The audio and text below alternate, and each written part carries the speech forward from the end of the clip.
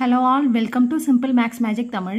A man bought an old bicycle for rupees 1500. He spends rupees 500 on its repair and sells it for rupees 1800.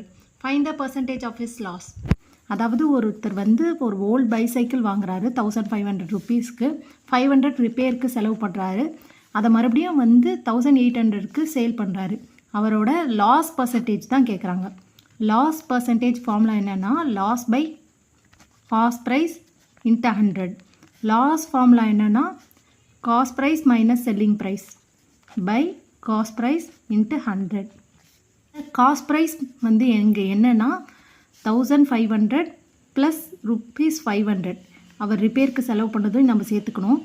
அதே மாதிரி selling price 1800 divided by cost price 2000 ஏன்னா 1500 plus 500 into 100. இப்போ 2000 minus 1800 200 by 2000 into 100ன்னு வரும். 200 இப்போ 2000 cancel பண்ணால் நம்மளுக்கு 10 வரும். அதே மாதிரி 100 10ஆல் கேன்சல் பண்ணால் 10 வரும். அப்போ லாஸ் பர்சன்டேஜ் 10% தான் இதோட ஆன்சர். இந்த வீடியோ உங்களுக்கு பிடிச்சிருந்தா லைக் பண்ணுங்கள், ஷேர் பண்ணுங்கள், மறக்காமல் சப்ஸ்கிரைப் பண்ணுங்கள். Thank you so much.